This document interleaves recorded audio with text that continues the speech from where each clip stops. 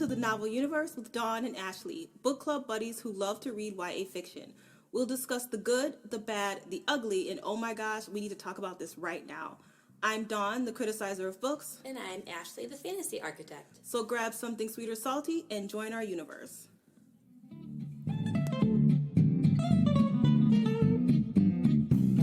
And welcome back to the Novel Universe with your hosts Dawn and Ashley. We are going to be rating and discussing Chain of Gold by Cassie Clare, but first we are going to do a mid-year freakout tag that was started by Ellie and Cammie. Those are booktubers. We might be a little early, but you know, it's almost mid-year.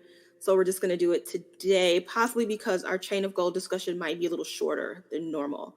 And Ashley's joining us now. Hello. Hello. Hi. Can you hear me now? Hi. Yeah. Take two. Malfunctions. So were you just talking? I was. I don't know what was happening, but I was like, hello, hello, hello, hello. I think it just might have been a silly connection or something. Yeah. All right. So we are let's start with the mid-year freakout tag, and then we can go into our discussion of Chain of Gold. Sounds good. Okay. All right. So if you're not familiar with the mid-year freakout tag, I can hear me in your background, by the way. I don't know what that means, but oh no. We are just having all the problems today. I can't hear me in your background. Okay. That's never happened before. So I was like, what is that? Let's adjust. 1 second. Okay. I can edit all this out, so that's fine. How's that? Is that better? All right. I'll just talk again and see if I can hear it. No, I don't hear it. Okay. Sounds good. So we're going to start with we're going to start with the mid-year freakout tag. This tag was started by booktubers Ellie and Cammie, as I have my mail chiming in the background. Sorry. This is basically a book tag that you do mid-year, where you kind of catch up with all the books that you have read. There are 13 questions. So let's get started. And the first question is, best book you've read so far. Ashley, why don't you go first? Okay, so the best book for me, it was a kind of a tricky one because I did have I think 2 or 3 that I gave above a 4-point rating. But I decided on Fable by Adrienne Young. Has to be my best book so far. Okay, so if I have to choose YA, I'm going to go with As the Shadow Rises, which is book 2, and There Will Come a Darkness by Katie Rose Poole. I gave that a 4.5. But if I'm doing, I try to stay with YA because this podcast is mostly, it's all YA for the most part. But I gave The Fifth Season by N.K. Jemisin a 5. But that's also an old book too. So I'm just going to go with As the Shadow Rises. Okay. Nice. Okay, so question 2 is best sequel you've read so far in 2020. My best sequel for me, and I know that the first book came out last year, but the second book came out this year, would be the Aurora Rising series. So you read the second book already? I'm midway through, and if I had to say yes, it would be that sequel in particular. I enjoyed. Mm-hmm. All right. I hate repeating because that's no fun. And so I'm going to have to repeat As the Shadow Rises because it is book 2. But I would agree with you. Aurora Burning would be a very close second. Well, not very close, but a close second. Mm-hmm. All right. Sure. Yeah. Question 3. New release you haven't read but want to.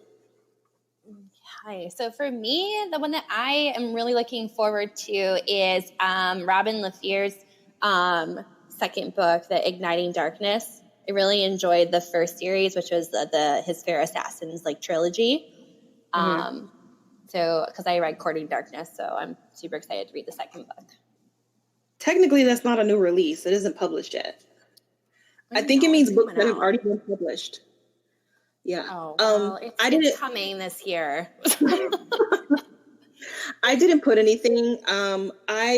Right now I'm blowing through about 6 to 9 books a month, and so I'm pretty much keeping up with everything. So nothing. I've read everything I wanted to read so far, unless someone has some kind of amazing book that I missed, like this one, like Chain of Gold. I had no plans on reading this book, but and this was published in March. So yeah, nothing for me.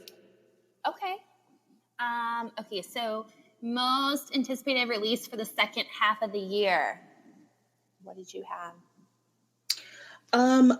If it comes out, it doesn't even have a title or a cover, but it will be book 2 in the Dreamer series by Maggie Stiefvater. I'm shocked that this would be coming out so soon because the first book came out in 2019, the end of 2019. I don't think she writes that fast.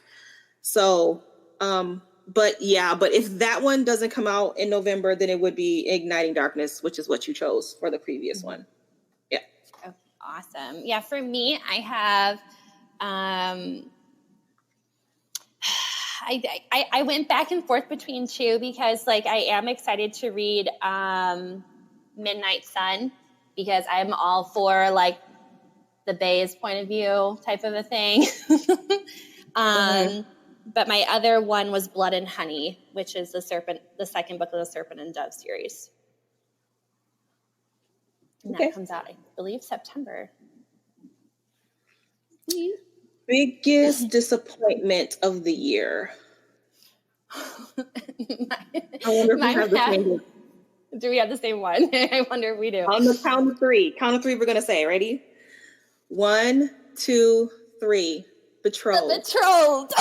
It's terrible. Oh. Yeah, we did a thorough podcast on that, so you can like listen to, go through our archives. But yeah, I was disappointed because I wasn't expecting an award-winning novel, but I was expecting the enjoyment I had of reading the selection, and I just felt like she phoned it in. I agree 110%.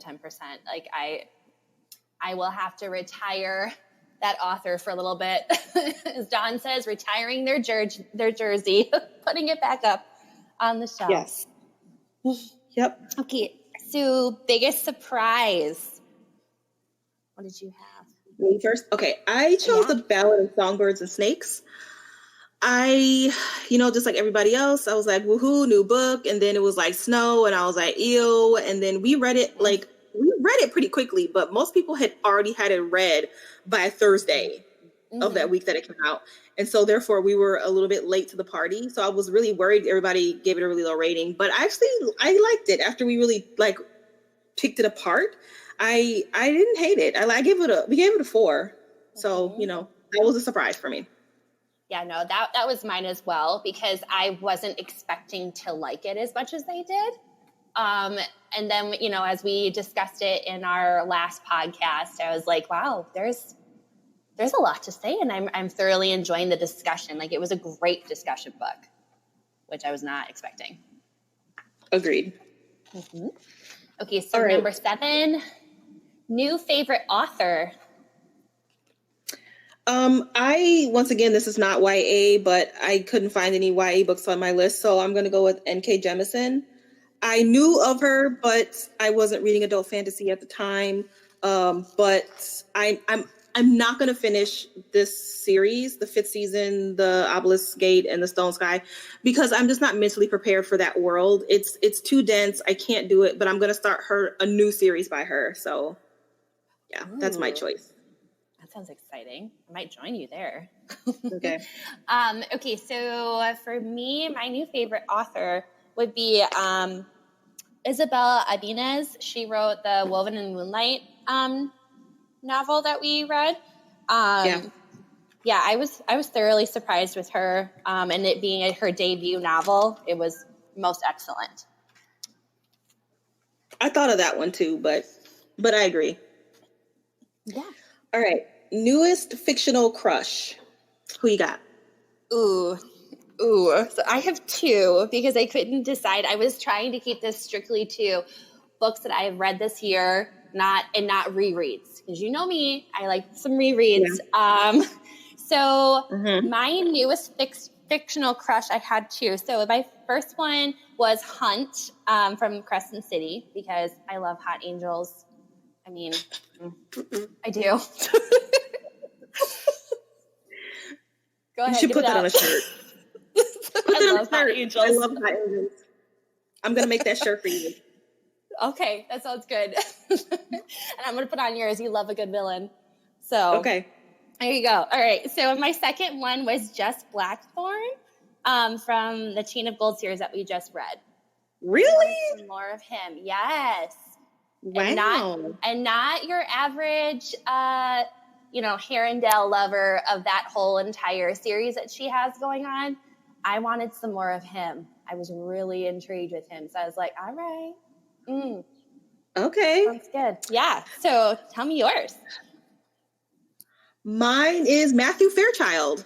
I liked him the most. I like a mysterious character. I'm not going to get into it because we're going to get into the review and we can get into it more there. But yeah, I really like Matthew Fairchild. That's who I'm going with. He was my third option. I couldn't decide. Okay. Newest favorite character. I chose Sid from Midnight Lie by Marie Rudkowski. I know you didn't read it. I know you're like on the fence. I wish you would read it. It's okay. She was a new character in this world, and I liked her far better than the main character, which probably shouldn't happen. But yeah, I am going to read the next book because I'm hoping that we go to her country and see her parents and her land and everything. So yeah, that's my choice. Okay.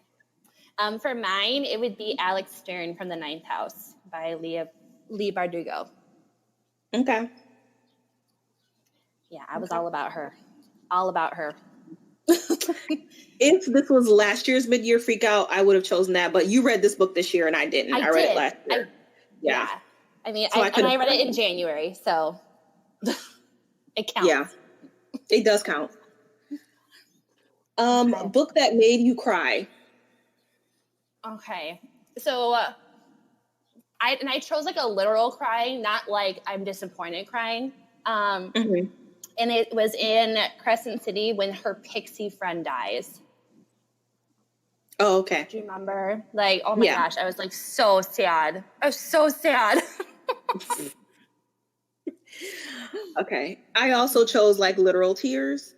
And I chose The Invisible Life of Addie LaRue. I kind of said this in my podcast and in my review. I was a little tipsy while I was reading this book. I do not know why I chose to drink and read. And I was reading. I wasn't listening. I was reading to it, obviously, because it's not published yet. So it's not an audiobook yet. But there is one moment, and for those of you who have read the book, it's the scene with Remy. And for a good 30 minutes, sobbing like a freaking idiot. It was embarrassing. Oh no. So here is some life lesson for you friends. Don't drink while reading sad stories. Because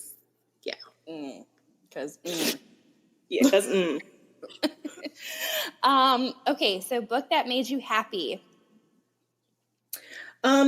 Once again, I really couldn't find a YA book. So I chose The Last Wish, which is the short stories in the Witcher series.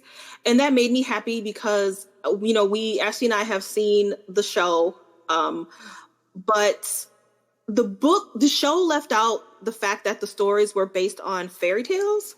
And so when I read it in the short story book, I was like, what? And I love fairy tales. I know most of the Grimm tales. I love them. And so when that starts to become a realization for me, it really made me happy, especially Rent-Free Story. So I choose that book.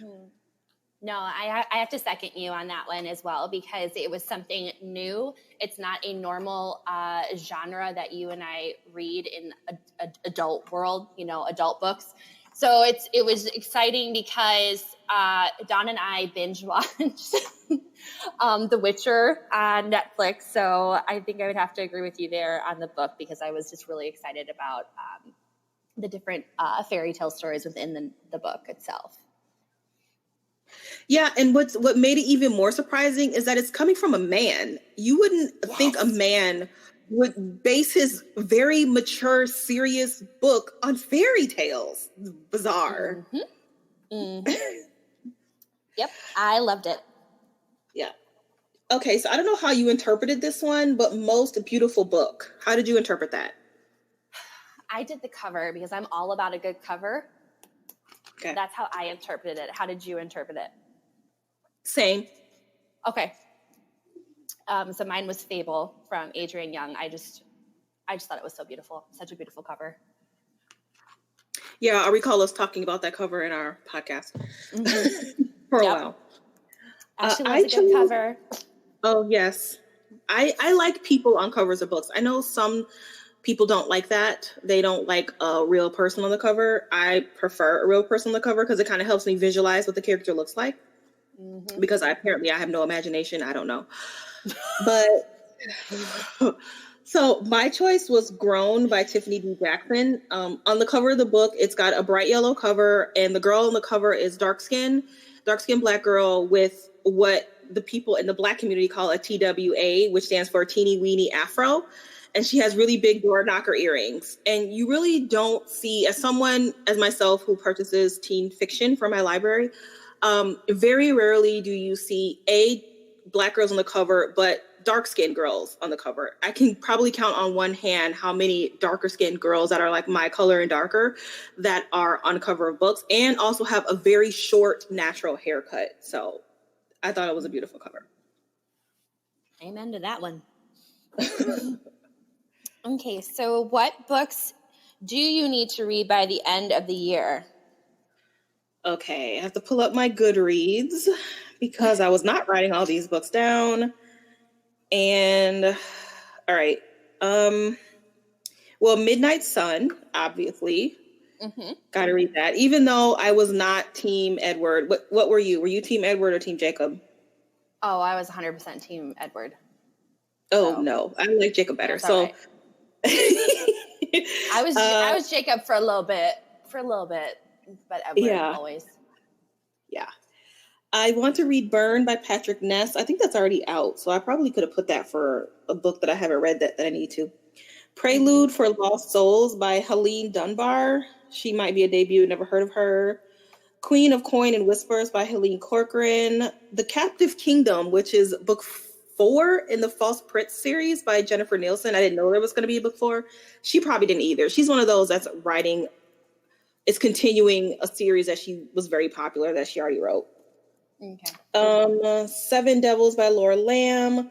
Burn Our Bodies Down by Rory Power.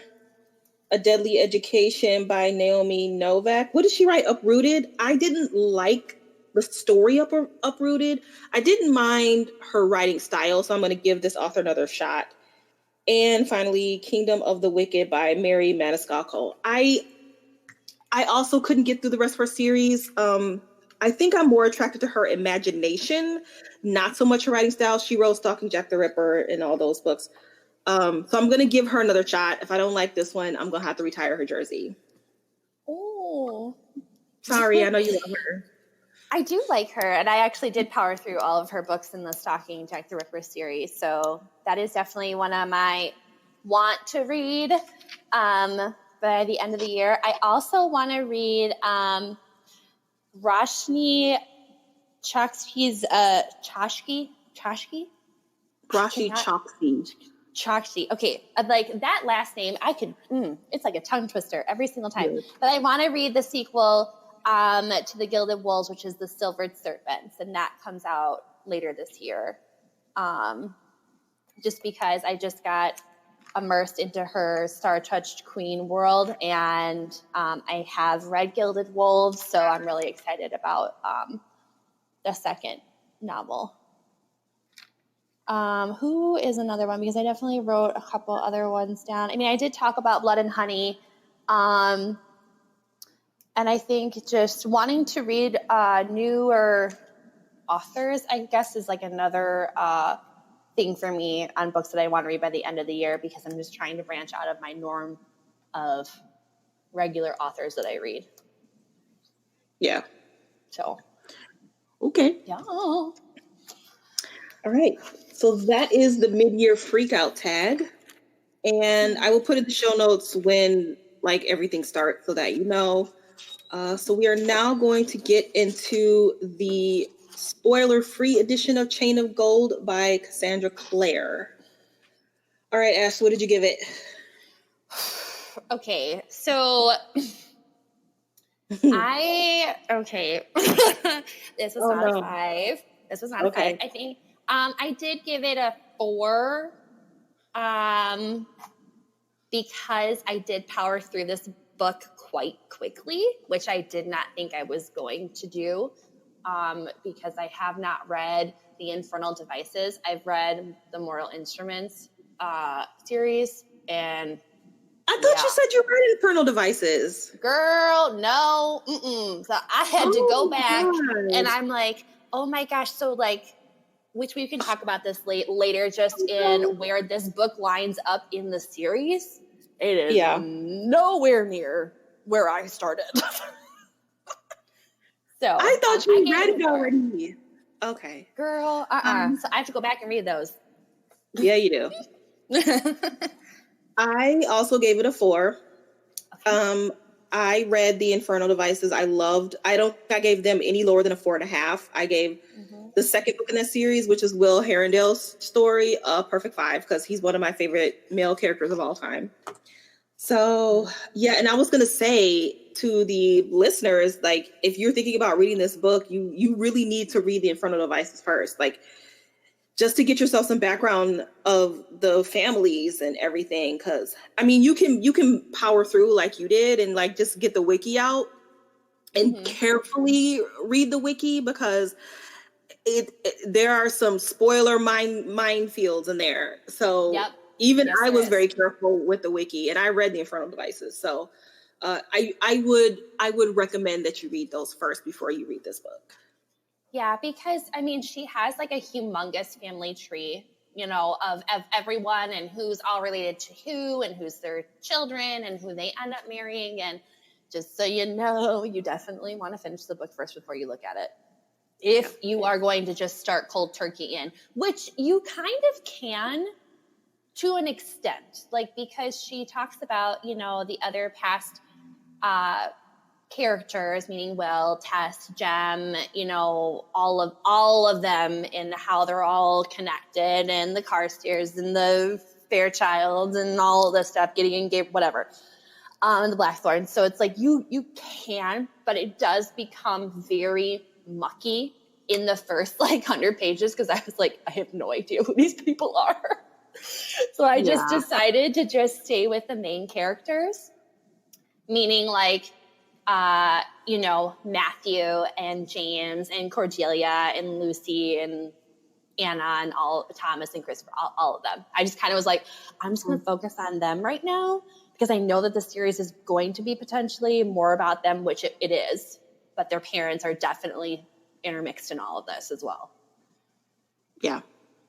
So yeah. All right. Well, why don't we get into our dislikes? Okay. I can go first if you would like. Okay. Go ahead. My first dislike is there are so many freaking characters. There are so many backstories. And, oh, dear Lord, like, you cannot say this is the start of a new series when I have to know, like, 20 other people. At least. Because even Magnus Bane comes into this story, too. And he's got his own book. Yeah. You know? So I was like, I was a little lost, to say the least. I was more than likely probably very lost to start with, but I kind of just was like, okay, I'm just going to power through a little bit. But it did keep coming back. So I, as someone who did not read Infernal Devices and reading Mortal Instruments, these are 2 different time periods, and you really need to read it or else you will get lost. But I feel like, well, I'll stop there. I'll let you comment. Yes, like as we were just saying, you really should. Like Cassandra Clare does this a lot. This is not my first Cassandra Clare rodeo. She does really take time to familiarize a new reader with her world, and that sometimes can come across as info dumpy, but there is no other way to do that unless she's just like, look, you need to stop being a lazy ass and go back and read the other books. Like she could do that too. But as someone who did read the Infernal Devices, I totally had to go back to the wiki because I could not remember who the Blackthorn, whatever. I couldn't remember the Fairchilds. I couldn't remember any of them. They were just names that I kind of remembered, but I couldn't remember much of anything. And I read them when they first came out. So if you are new to the Infernal Devices, you'll be okay. But yeah, for someone who read it like 5 or 6 years ago, man, I was still lost, but not as bad as you because I was still kind of familiar with this this world. I only read like 2 of the Mortal Instruments. I'll get into that a little bit later, but okay. So my first dislike, and I'm going to be very vague because this is a spoiler, is I did not like what Matthew did or did not do. And that's all I'm going to say. I'll let you go to your next one. I'll explain the spoiler section. For each sister. That's one of mine too. Yeah, it bothered me. It bothered me so much so that I had to lower my rating because of it. So, yes. Thank you. There were, okay. My second part that I did not like is that there was no family tree within this book. And I definitely think that if you're gonna publish a series and there's that many characters that are in your novel, you need to have a frickin' family tree. Okay. Or put question marks next to the people that they're supposed to be with, like for the next book. So it's not a spoiler, but I really needed a family tree and I really needed a map because this is back in, later 1800s into the beginning of the 1900s. And where we were at in London and then in Idris, like there was just these 2 different worlds. And I'm like, okay, should I be paying attention to the world? Is the world important? I know that there is like the shadow, realm that they can pop into, some of them, not all of them, and so there's just a lot there that I felt like I missed out on. Okay. I guess that didn't bother me too much because I just would go back to the wiki. I had, like I told Ashley, I had it bookmarked because I had to keep going back. I didn't really need a map so much as I needed the family trees. I really needed the family trees. Thank you. Yeah. My second dislike, which is also one of the reasons why I lowered my rating, is if you read a book critically, one of the things that you kind of are trained to pick out are themes. And a book that is considered to be a real critical book will have multiple themes. But this book only really seemed to have one, which great that she has a theme, but a critical book would have more than one. So the only theme that I could pick out, and we'll go into this in the likes more, is the actually, no, I'm just going to keep it there. It only had one big theme, and I'll get into the theme in the like section. Okay, so I did have an issue with the plot because this is a very action-driven novel. I mean, they're constantly fighting demons, right? They're constantly like on the run, making sure that things are safe. But like the plot for me, there wasn't like a big like climax of the story because there wasn't a humongous buildup. So for me, I did feel like the plot kind of lacked there a little bit because it was spending a lot of time on like getting to know all of these characters and all the things that are going on in like all of their triangles and whatever and all of their families, so it's like the plot for me lacked a little bit because it definitely was not I didn't feel like it was a super plot driven story. I would agree. It's not one of my dislikes, but I would agree with you. One thing I've noticed about Cassandra Clare's books, especially in the Infernal Devices, I don't really know so much about the Mortal Instruments. As I said, I've only read 2 of those, is that when you read a Cassandra Clare book, first of all, this is a fluff book. And that's not a bad thing.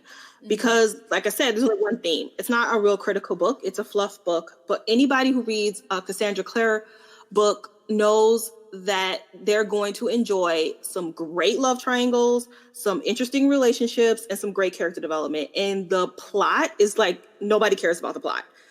They care about the relationships with everybody. At least that's how I feel. Like, I knew going into this book, I knew that there was not going to be a plot, and I really could care less about the whole plot. I didn't care about that. I wanted to go back to their angst and their love triangles and all that stuff. So that didn't bother me. I was actually happy that was a subplot because I didn't really care. Yeah, well, it's like it's a dislike as much as it is a like, because I was quite immersed in the book, so it's not like it held me back at all. It was just something that I did note because of the different novels that we have been reading. I mean, there is like action-driven books, there's the plot-driven books, there's the character-driven books, and then there's ones that are just kind of like a hodgepodge of everything. Yeah, that's what I felt like with this one, which is it's not my favorite, but it is also okay. Yeah, I agree with you. Like, this book had no plot really. It didn't. Yeah. Okay. Do you have another one? Yeah, I only have one more, and this is more of a nitpick. I didn't like the stuff with Cordelia's dad, and that's all I'm gonna say. Okay. That's it. I'll get into it in the spoiler. Yeah, no, that's fine. So something that I didn't like was James and Cordelia's insta-love from childhood. That's what I'm going to say. I had an issue. Without giving too much, because I mean, there's a lot of that in there, and there's also that, you know, forced fake marriage trope type of a thing that is also like, do you like it? Do you not like it? So, alrighty then. Those are all my dislikes. I didn't have any more. Okay, so then we'll move on to what did you like?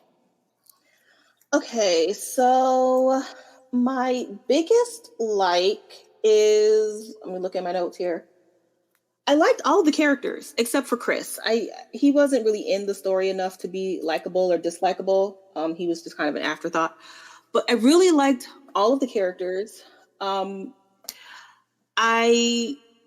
Reading this novel, so there's 4 main guys, and they're called the Merry Thieves, and that's James, Matthew, Thomas, and Christopher. And then there's Lucy and Cordelia, and they're all this little Aunt Anna kind of sprinkled in there too. And I was just like, at one point I was like, oh my God, I really want to be their friend. They're such good friends. They love each other. They stand up for each other. I liked their friendship, and that was probably one of my biggest likes. I do have another one that's pretty big, but that was my biggest one. I liked all the characters. Yeah, that was one of mine too. I think that's why I was like so immersed in like everyone. Like I kind of wanted a little bit of everybody, and I was kind of disappointed that I didn't get more, you know, Thomas and more Christopher, because I really enjoyed them as a band of friends. You know, they kind of reminded me of you know, like Robin Hood, and like just having, you know, good old John like helping him out and all this other stuff, and like they kind of just feed off of each other. And what they need. And I really enjoyed that, because it's like, you know, how many times do you have friends like that? There are very few in a million people that you will have that type of connection with. So I really did like that. I think another one that I really liked was the whole shadow hunter aspect. Like I am all for that type of world.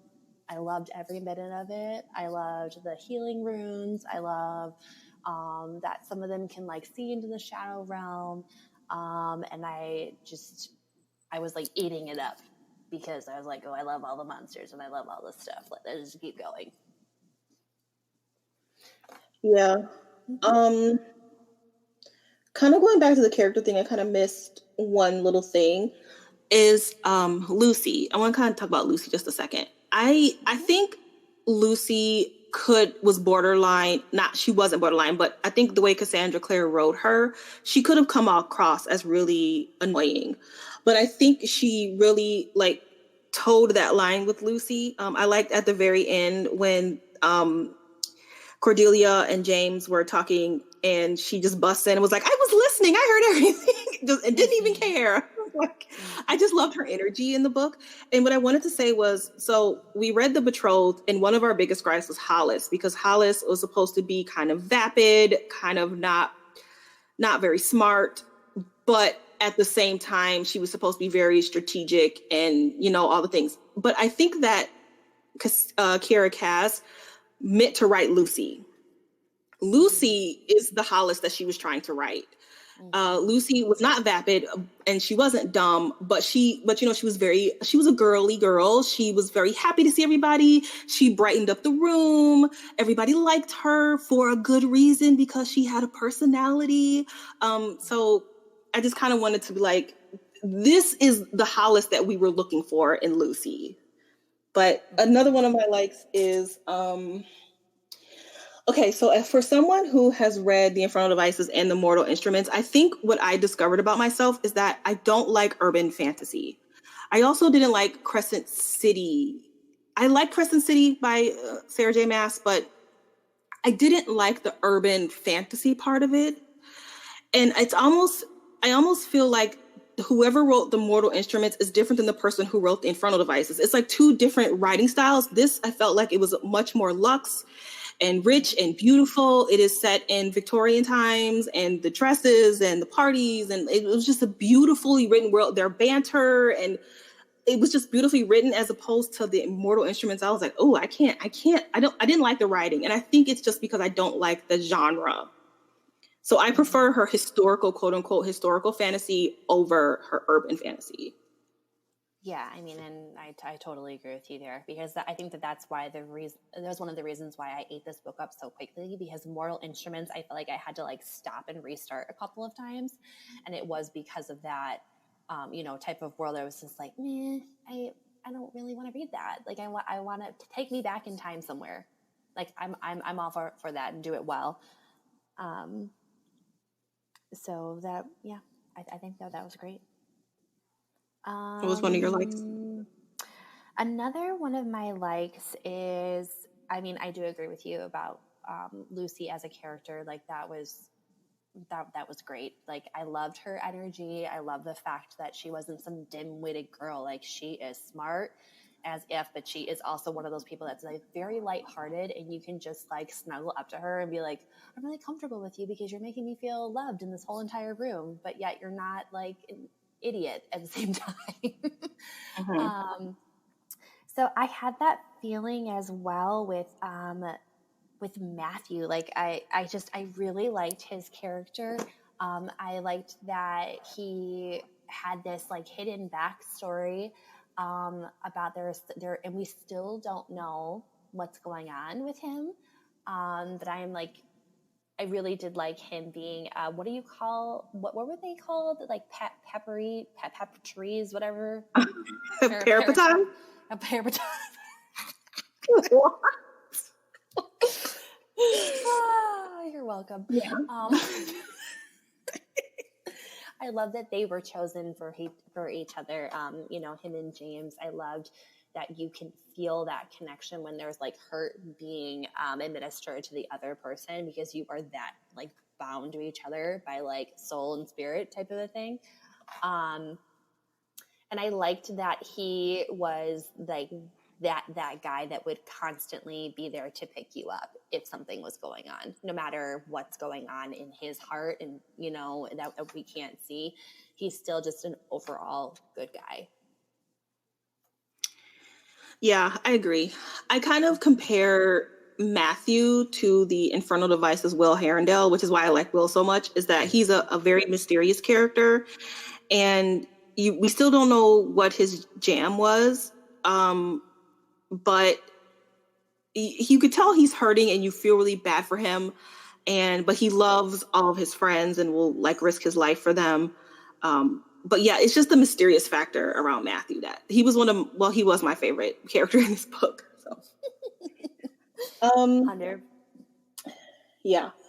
One of the other really biggest thing I liked about this book is that, and I kind of talked about already, there's the four Merry Thieves and then Cordelia and Lucy. And I felt like they were evenly talented.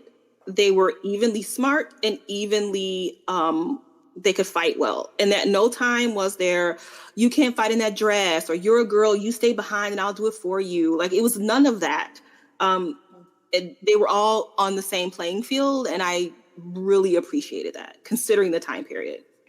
Oh, 100%. And I think that, like, because Cassandra, like, spent so much time in talking about, like, the ways of women and men, like, in that time era, like, you know, you have to be asked to be, like, escorted on the dance floor. Like, it's improper etiquette to, you know, leave a woman out there. It's improper etiquette to be alone with a man, like, and all of these things. But yet when it came to them as, you know, shadow hunters, like, they were on even playing field the whole entire time.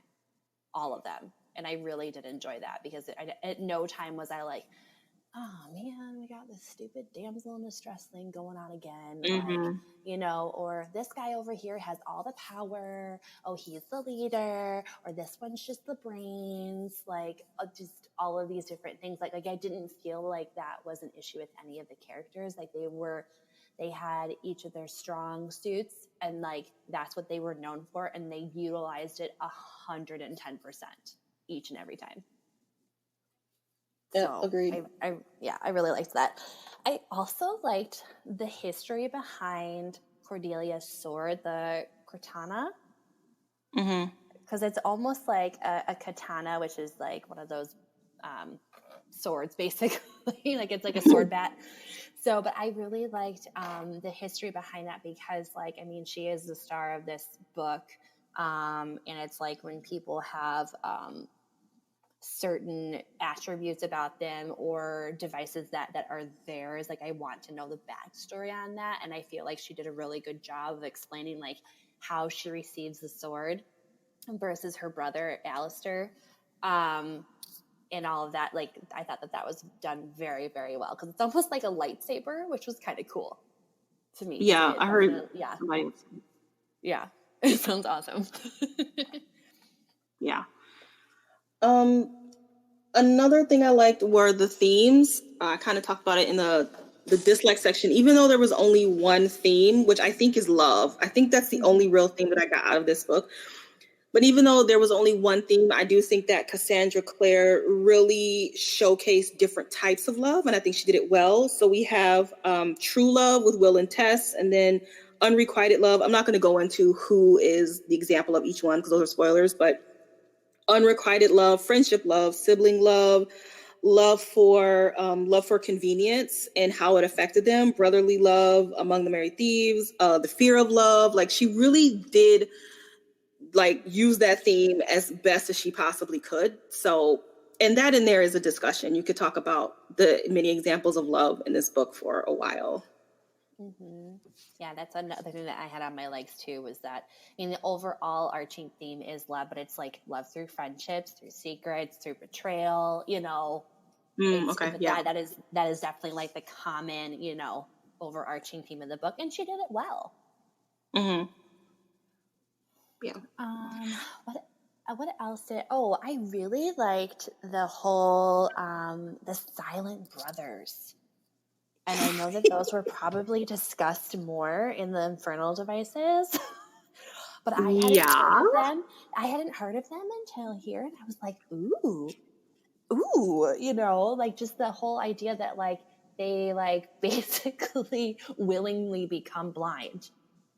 Willingly is, like, crazy to me. So that whole story with, like, Gem and stuff like that, I was like, ooh, yes, please. Yeah, just wait till you read the Infernal Devices. You get a lot more Gem in the Infernal Devices. Very minor, well, not minor, like, but I listened to the audiobook, and I'm listening to it and I'm like, why does this person sound familiar? It's a British person. Her books are always, well, it's set in England, so obviously it's going to be a British narrator. And I'm like, why does this person sound like Judi Dench? There's no way she got Judi Dench to, you know, to narrate her book. It's her Judi Dench's daughter, and she sounds just like her. And she voiced all the males, all the females, and she did a great job. Like, I never ever complained about her narration. It was great. Oh, yeah. Well, yeah. See, I read it, so I didn't get that, but I do love British people when they speak. What was another thing that I had? Just because I'm not, not using any spoilers over here. Another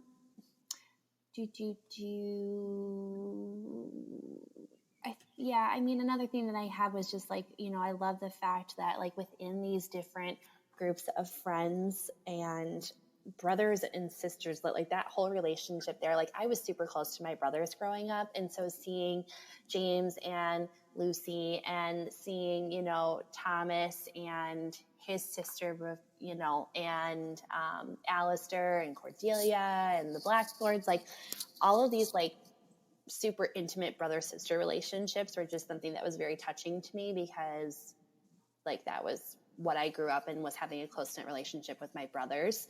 And so I really liked how she wrote about that closeness and that tight-knit of family. So that was well done. Okay. It sounds like we're going to be in a little bit of a disagreement just from what you've already said, but I liked the love triangles. I didn't hate any of them. I thought that they were well done. I think Cassandra Clare does love triangles well. She does them all the time. And I don't hate it. And usually a love triangle is a deal breaker for me, but I liked all these love triangles. I did too. I'm not disagreeing with you there. Oh, okay. I thought you said you didn't like Cordelia and James. There was a reason why. Why. Like it's very subtle. It was just something that stood out to me because I was like, That's all I'm going to say though, without giving too much of the spoiler away. But no, I did like how she wrote the love triangle because I was like, it's like in everyone's corner. Like, come on, oh, give me you. Oh no, wait, no, maybe you. Oh, I don't know. So Ashley and I were gonna go into a little bit of love triangles, talk a little bit about it. But before we do that, did you have any more likes? No, not without being super spoilery. Yeah. Okay. Well, I kind of wanted to talk about love triangles because this is a deal breaker for me, and there are not very many authors who can do it well. But I do think Cassandra Clare does it well, and I think there's a specific reason why it works for her. But I think we should define what a love triangle is because people have a different definition, which definitely affects how they feel about the love triangle. So how do you define love triangle as a reader? Okay, so for me, a love triangle, obviously it's with three people, and for me, it's usually, from the books I've read, it's two males and one girl, and the males are best friends and the girl pops in, or the girl is best friends with one of the guys. And then he has a friend that comes over, blah, blah, blah, blah, blah. So for me, when I think of like a good love triangle, there is a relationship between all three of them that ties them together. And they are working in unison towards a goal. And when you're working that closely with friends, there are emotions that come up, whether good or bad. And so the deepness of these relationships really start to kind of blossom out. So I'll use the Twilight Saga just as an example. So with Edward, Bella is one person with Edward, and with Jacob, she's one person with Jacob. And it's like, when I think of a good love triangle, I'm always rooting for the person who makes her the best that she can be in all circumstances, not just in that one person, or for a guy if you want to switch it out. So for me, that's a good, well done love triangle. And I like when there's no hard feelings or hurt feelings towards each other when those two people finally make the commitment to each other. Okay. If that makes any sense. Yeah. So like you said, I define a love triangle as there's one person that is the corner of the triangle and she's liked by both people. That is a love triangle. I don't know how to say it, but I consider, okay, so it's a deal breaker for me when the main person is playing both sides. That is considered a love triangle. What is not a love triangle is when that person has declared their love for one person and that other person, like you said, can't get over it. That's not a love triangle. That is that other person's problem. That's hard for words. Yeah. And so one book that comes up a lot where people are like, they don't like the love triangle, and I'm always just like, oh, you're wrong, is The Kiss of Deception because Leah clearly loves one of them, but the other one, she's pretending to love him because she doesn't want him to kill her. So as long as she can make him believe that she loves him back, he won't kill her. That is not a love triangle. She has clearly decided that she likes one of them. The other one, she's just playing him to survive. So that is not a love triangle to me. And also along with your, I also did the whole Twilight thing because I think that is the big daddy of the love triangle genre, if you will. And I do think she did that well because Bella, at one point, she clearly chooses Edward. And Jacob cannot get over it. That is not a love triangle. Of course, she's going to like them both at some point because Edward goes away and then Jacob is the filler and sometimes you can't help but to have feelings. But at some point she was like, no, look, I love him and this is it for me. So I think that Cassandra Clare does it well because she develops her characters to have their own thing going on. So what's her name? Cordelia has a whole family and a whole life that she has before James. She's dealing with her father in jail and her relationship with her brother and her mom trying to force her on into society. And her life is not centered around James. She has other things going on in her life. She's with Lucy, she's with Anna, she's making friends, she has a good friendship with Matthew, and she's in love with James. So all of her thoughts, all of her feelings, everything she thinks about, it has nothing to do with James most of the time. She has other things going on in her life, and the same thing with James. So that's why I think that Cassandra Clare does a love triangle well, because she's developed the other characters on their own. And then in addition to all the other things that are going on with them, they are in love with that one person. So like the betrothed, that's a bad love triangle. Oh, it's terrible. It's terrible because the only thing we know about Jameson is that his parents died when he was a kid, and that's it. And Silas is that he comes from a tyrannical country and he has blue eyes, and that's it. And Hollis's parents don't like her, and she has a crappy nursemaid, and that's it. Like, they don't have anything else going on in their life, and all Hollis can focus on is those two guys. Those are her whole life, and nothing else is going on in her life. That's a bad love triangle. Yeah, no, 100%. It is a terrible love triangle. And I think I do like the fact that with Chain of Gold, like there were some innuendos in relation to Will and Tess and Jem's like love triangle, and the fact that they like still exist well outside of what it could have been, because there were a bunch of people that, because I was doing a bunch of research on this, were either rooting for, Tessa and Jem, or Tessa and Will, like, in having those two different sides, just like having Edward and Jacob and, Peeta and what's his name, like all of those, or Gail, Peeta and Gail. And so, but what I liked is that scene that after the girl makes a choice, which is usually a heroine that this is happening to, when she makes a choice, it's how they get on after. And it's like, you can tell that their love is deep rooted in other things besides just a lustful love. Like, we're not just lusting over each other. Like, a terrible example of a love triangle is when they're just continuously lusting over this person, and it's not like they're actually in love with them. They're just in love with the idea of being in love with them. Crave. Go ahead. Yeah. Mm-hmm. So for me, like, it was really nice to read it because I was, I was rooting for these two different guys, and you're just like, I could be okay with either way that the coin, ends on, whether heads or tails. Who knows? Without giving a spoiler. Yes. But yes, she did do it well, and I liked it. FYI, I am Team Will, obviously. I didn't like Jem, so that's all I'm going to say. Mm-hmm. I mean, I liked him as a character. I did not like him with Tessa. So. Okay, yeah. Well, I met Cassandra Clare. Yeah. Yeah.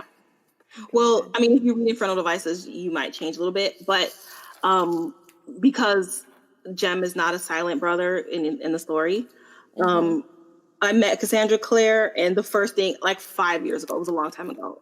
And the first thing, because I was like gushing over, I was actually there for her Iron Trial book that she wrote with Holly Black, but I didn't like that book, so I had brought my Infernal Devices books for her to sign. And the first thing she asked is, "What team are you on?" And I was like, "Team Will." So it was definitely there's definitely a fan base, just like James. That's not his name. Edward and Jacob and Gail and Peter.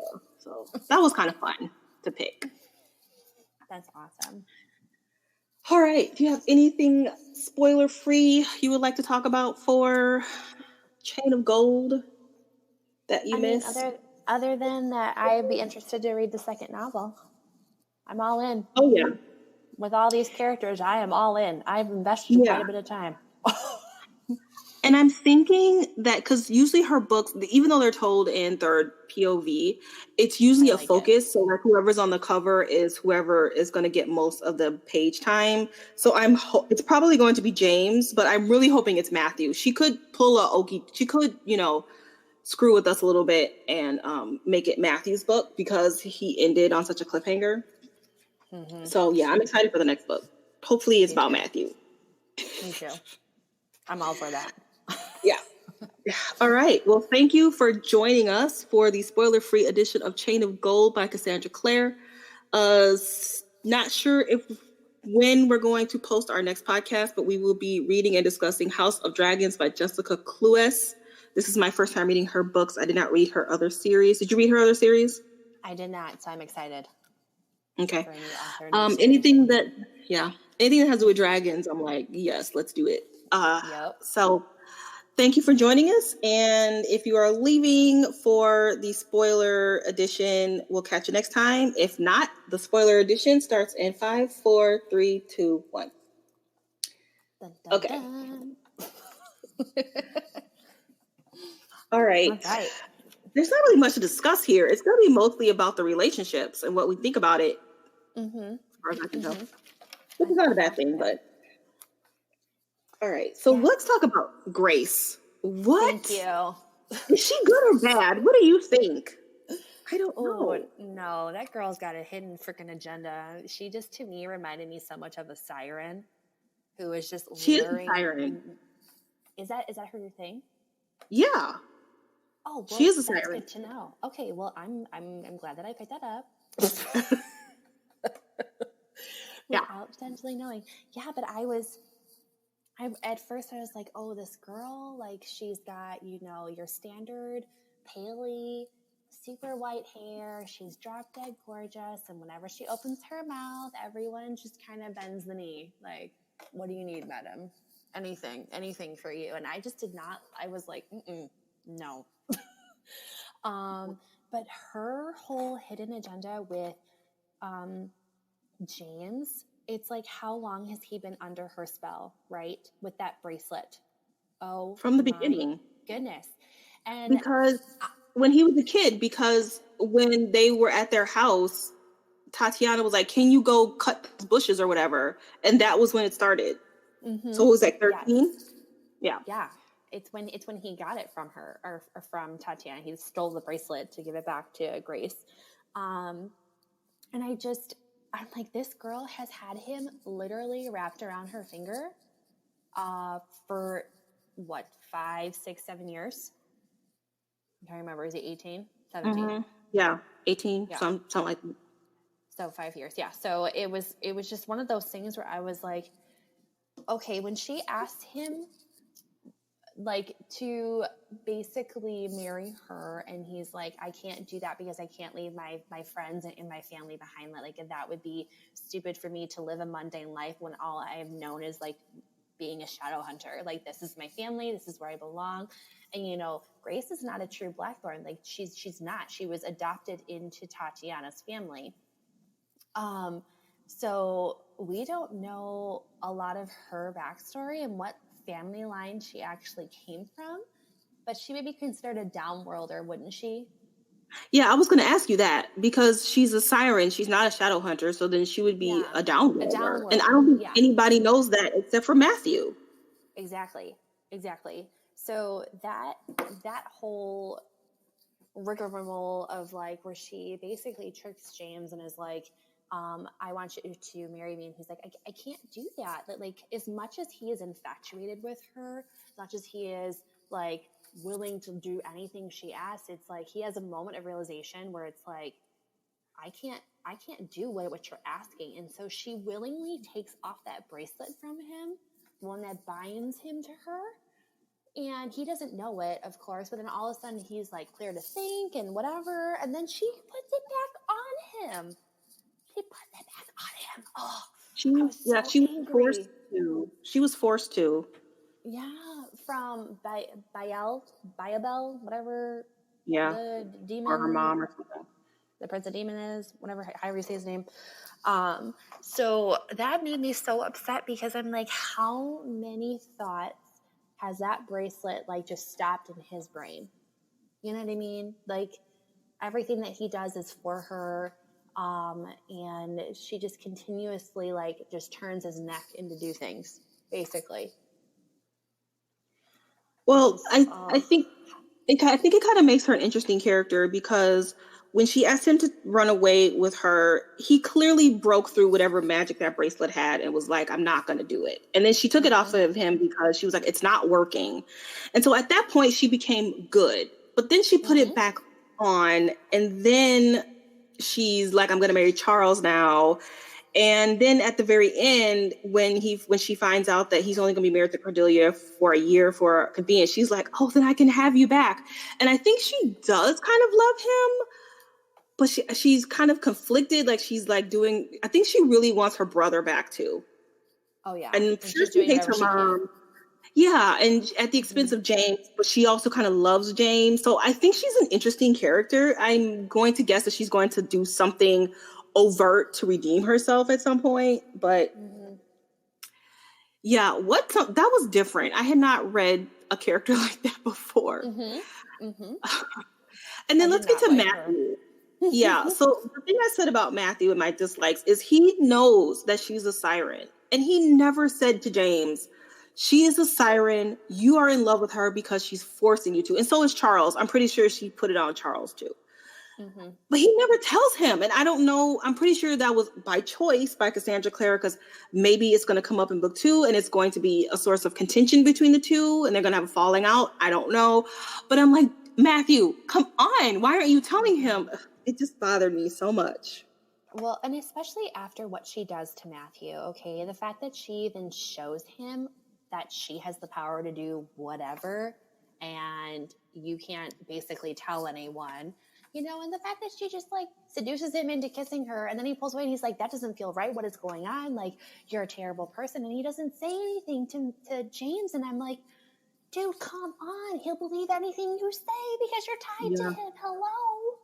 You know, even if he can't like make a good conscious decision because he has that bracelet on him, the one that binds him to Grace, it's still going to be rooted in because we've conceived from the past, even with Cordelia, that he still remembers these things and he still is able to make some sort of a decision, even with that bracelet on. So it's not entirely like showing that he is unable to make his own decisions. It's just when he's under the influence of her.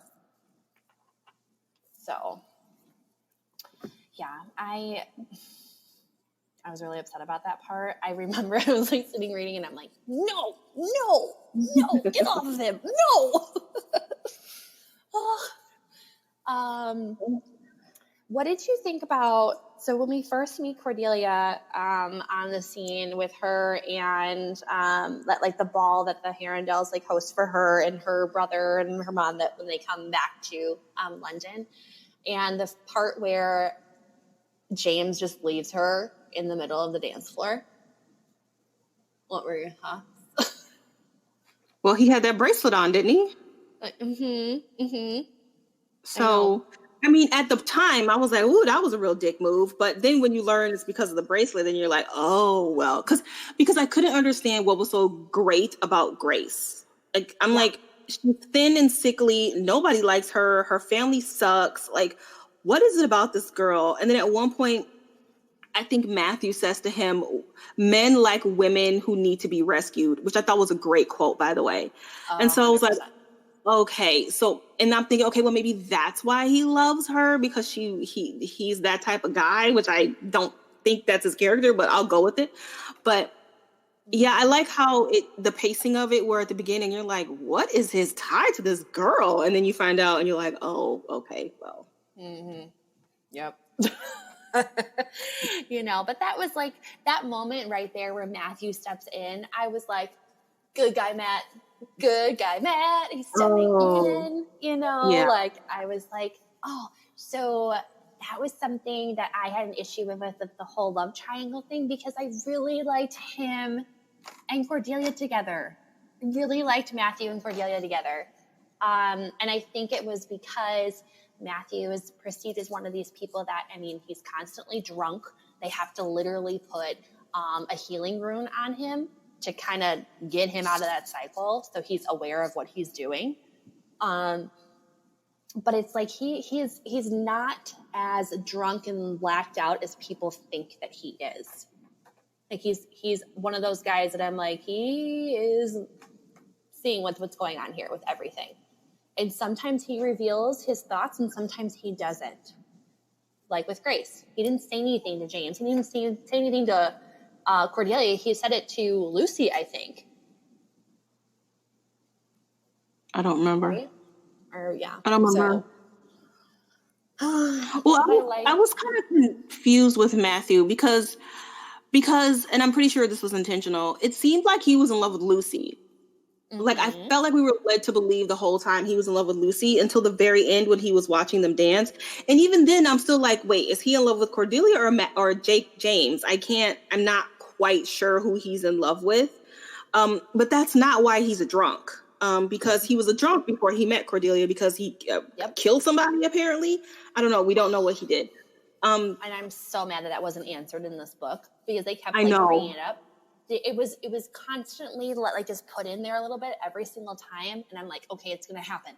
Okay, we're going to find out something. And the only time you hear any sort of an inkling as to what his pain actually is when Magnus Bane is like, ooh, this kid needs some help. He's got some dark demons in his corner, and no one knows. Not even his best friends have confronted him, except for Lucy.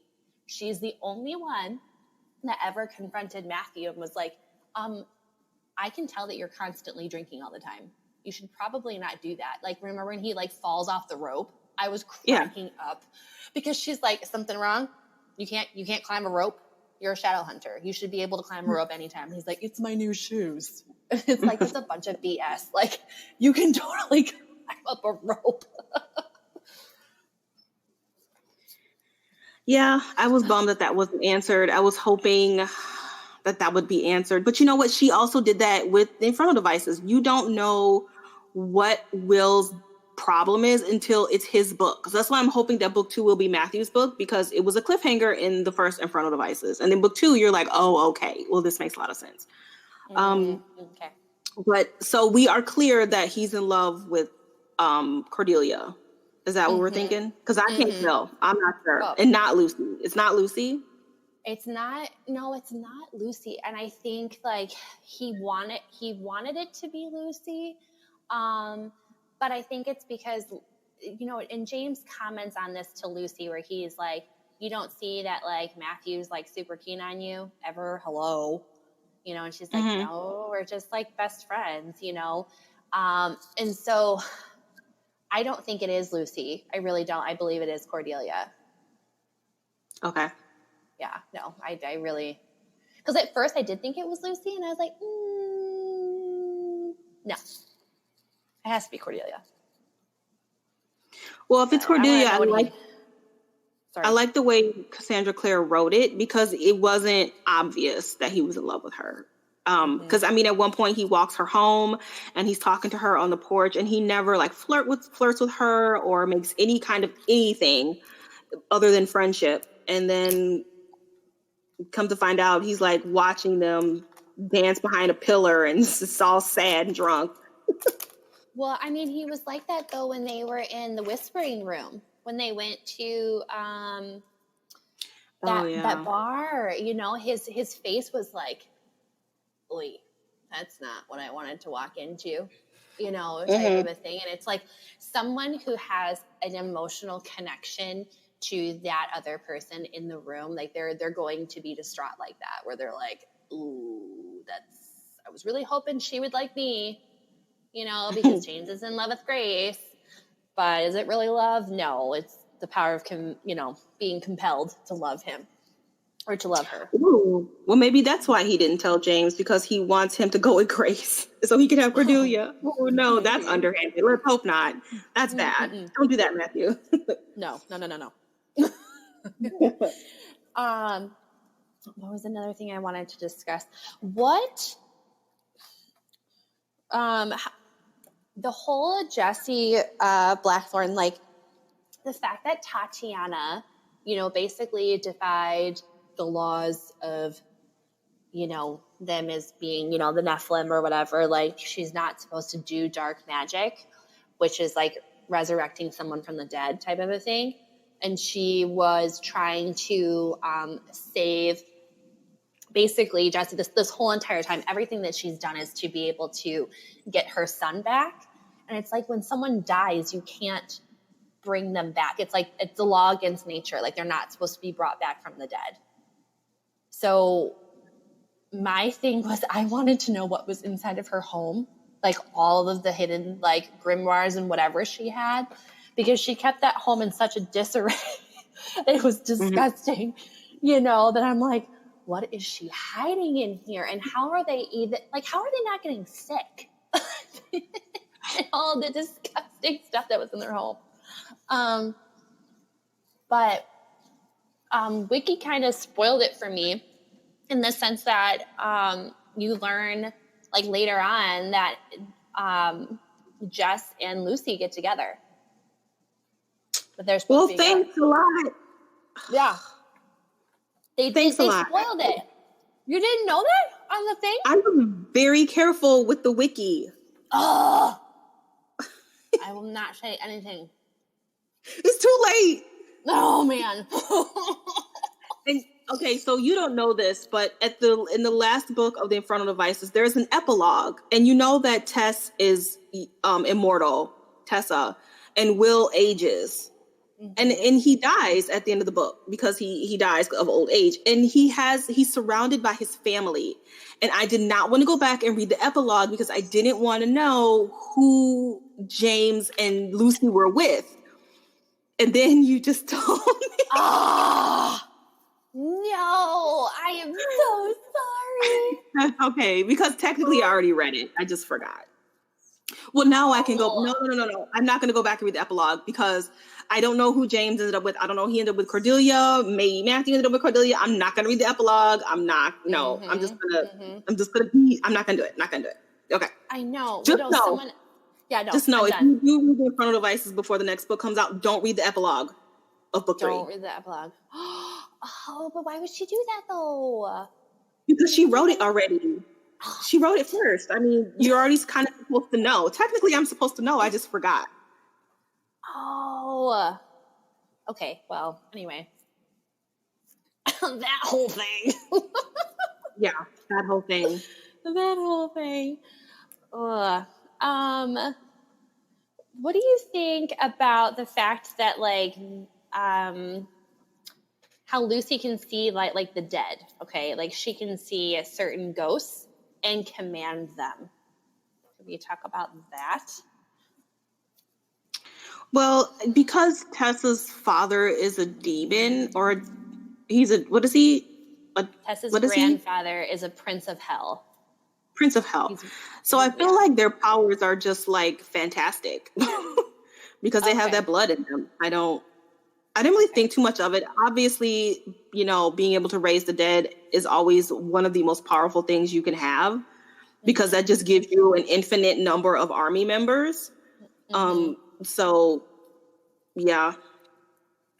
I don't really have anything. I just know that, well, I was going to ask you, do you think Jesse really dies? Because he technically gave James his last breath, but you just answered my question. Jesse doesn't die and he comes back and they live happily ever after. Well, that's just fantastic.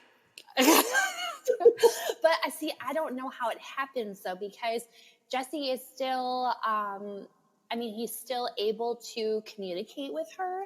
Like, the fact that he had such a lifelike feel to him, right? Because she could actually like feel his chest and feel his hand, like, and all that stuff like that. I'm like, okay, so obviously he's not dead. Because when I think of a ghost, like I think of like Harry Potter, you know, like at Hogwarts when we have, you know, Peeves and all of them. And I'm just like, well, you just go straight through them. You know, they don't have any sort of solidarity to them. And so the fact that, like, you know, when he gives James his last breath, I think that he knows more about holding him there than he's letting on. I don't know how, but that's just a theory of mine, because I'm like, well, obviously, like, he doesn't just go away. He's still able to speak to Lucy after. So it's just interesting to me, because I'm like, well, Yeah. I don't know of a ghost that just like gives up their last breath and then they're still able to be there. Like, I thought that he would have been gone forever after that. Well, somebody must have done some kind of magic on him. I know that he was straddling two worlds, and so that's why she could see him for some specific reason. I honestly can't remember why. But because, you know, the mom did some kind of black magic, and so I don't know. I don't know. I didn't really think about it. I don't know. Okay. It's just another power that, a really good power that Lucy has that I don't think too many people know about. Yeah, well, and then the ghosts that help save Cordelia from the like basically drowning to death, like, and how they're just like coming out, and she like thanks them, and they were like, okay, sure, and then Jess is there too, and it's like, was she just calling on all the dead to just come and help? Interesting. And they don't really give like like Cassandra doesn't really give us a whole lot of that. I'm really wanting to read more about that, because that's some badass power right there. You can call upon the dead to come and help you. You know. Yeah. So yeah, that comes back in that's in a lot of books, and it usually is to the benefit of that person to win the war. Yeah. Oh, for sure. So, I mean, I'm really interested to see like who ends up with who, because obviously this particular family tree is so complex, and everyone is either a cousin or a blood relative or something of each other. Yeah.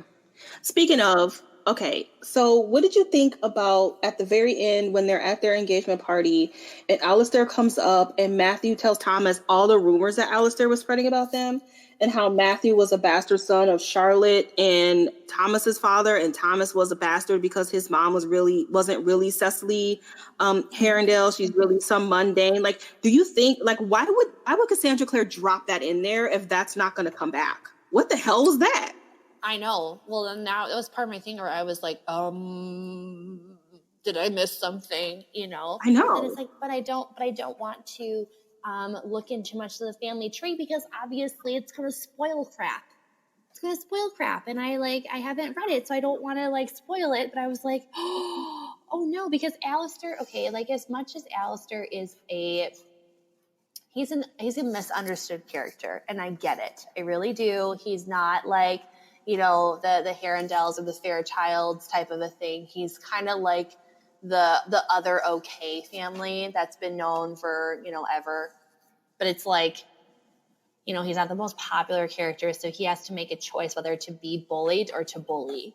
You know, and so he puts on this facade as to be this bad guy, and it's like at the end he was one of the characters that I was like, oh, he's had like immense growth. For him to be able to stand up and like discuss that with people, I've just envisioned him before, you know, snapping and just shutting people down.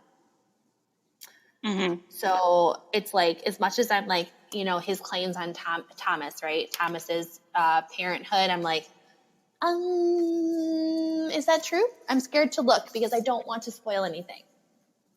Well, I looked into it because I wanted to know if it was true. And I didn't see any, like, I looked into Thomas's father, and all it does is says that he's married to Herondale.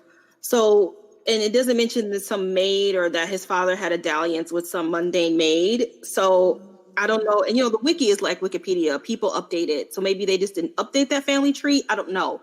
But she wouldn't bring it up if it wasn't something.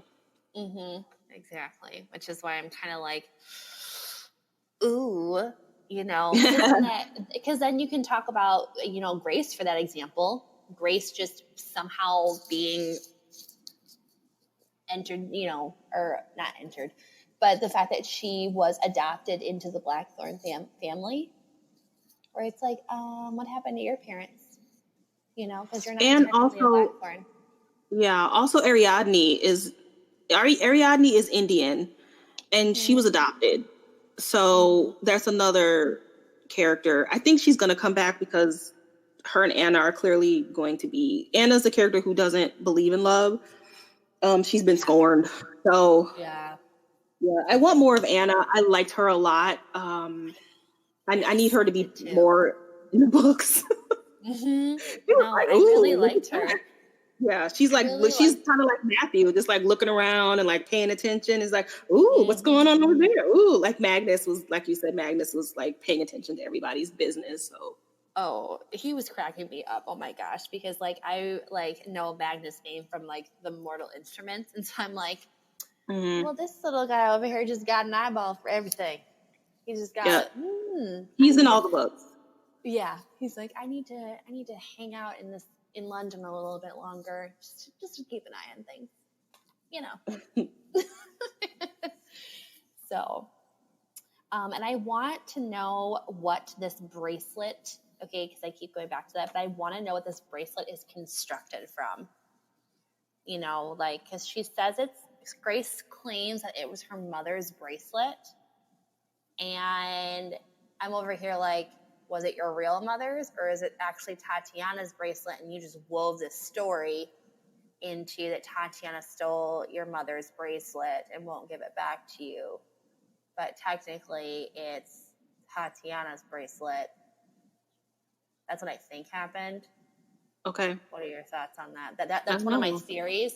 One of my theories is that it wasn't really her mother's bracelet, that it was actually Tatiana's, and she just wove the story into making her mother into a terrible person for sympathy, right? So she could get what she wanted from James. Because even when she's been infected with the demon poison or whatever, Grace doesn't want her to die, which I found was very interesting, because I'm like, well, if you want to be rid of your mom so bad, you wouldn't care what happened to her. Yeah, that's why she's an interesting character, because she goes back and forth, and I don't know, is she a good one or a bad one? I don't know. Exactly. I don't know either. And that's why I was like, interesting things are happening. Can we talk about the scene in the whispering room? Because that was a sexy. I was like, whoa. I was all for that. I know. I was like, wow, okay. I was all for it. Like, I'm like, finally, we have a nice sexy scene. Finally. Done well. I mean, the homegirl kicked her shoes off and everything. I was like, oh. And he removes her sword from her and puts it up against the wall, and I'm thinking to myself, okay, you were wanting to get her so bad. You wouldn't have removed things from her to make this more comfortable if you're just acting like, you're making out or whatever. Like, I just kept referring to like Adian and Cassandra, like in my brain, when they're like trying to distract people from seeing that they're actually spying, because they were just having a conversation close to each other. And it's over here, like, James was like, I ain't just having a conversation with you. I'm getting my lips on you, whether you like it or not.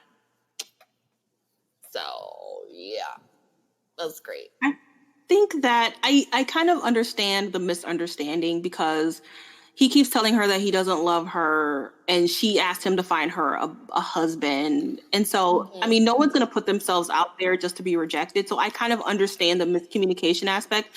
I'm really excited to see their year of marriage and what's going to come of that, because he clearly can break through that bracelet magic somehow. So yeah, I'm excited. And then Matthew is going to be in the mix of that too. And it's going to be like, he's going to be in love with Cordelia, and yeah.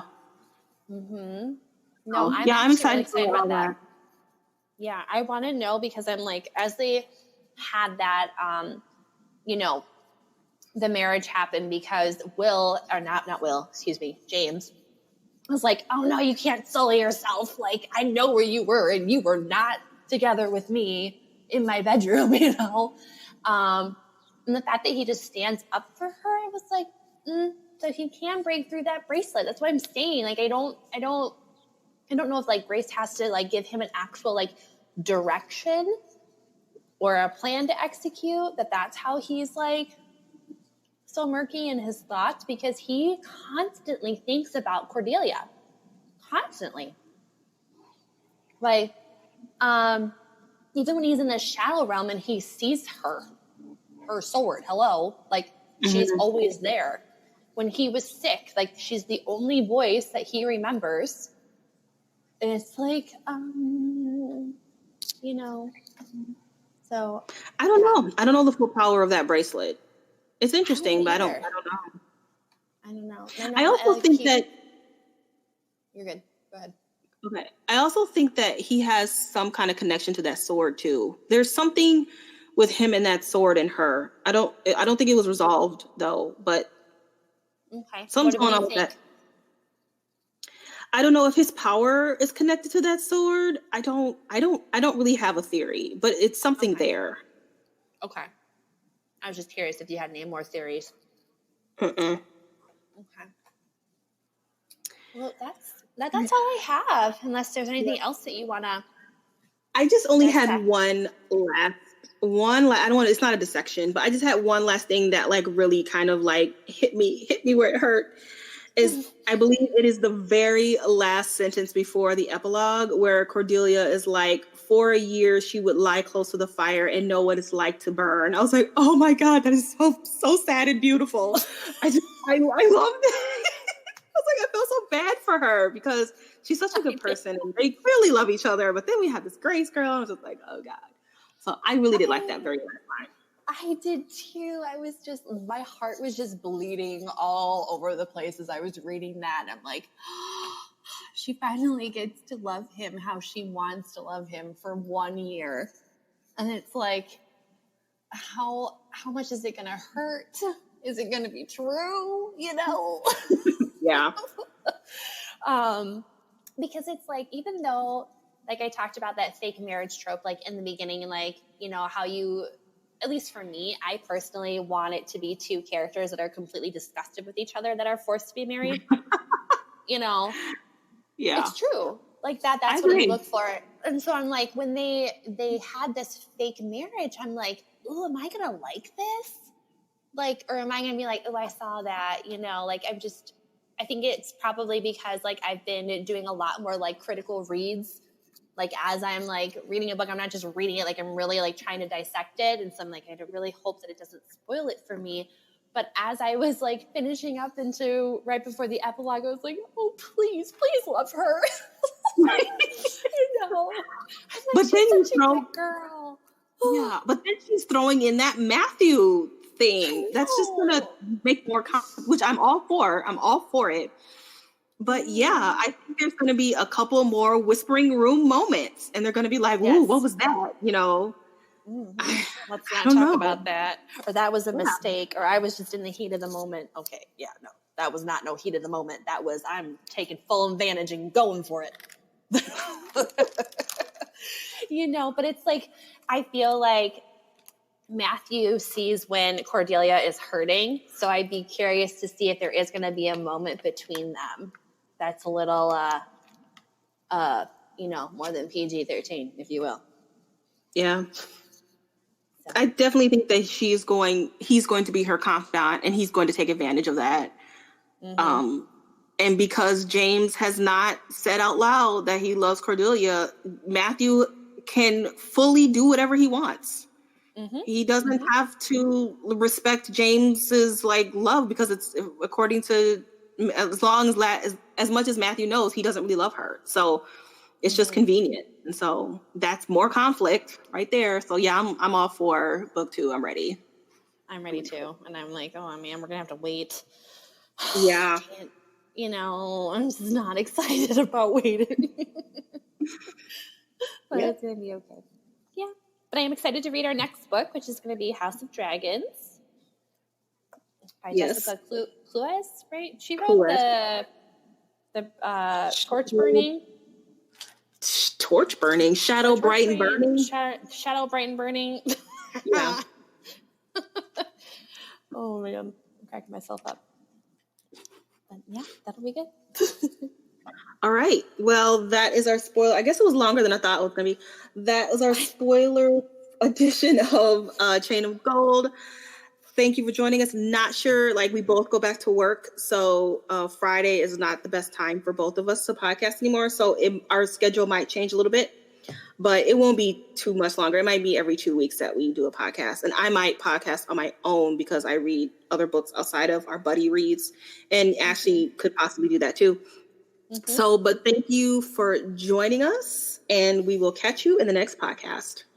Bye-bye.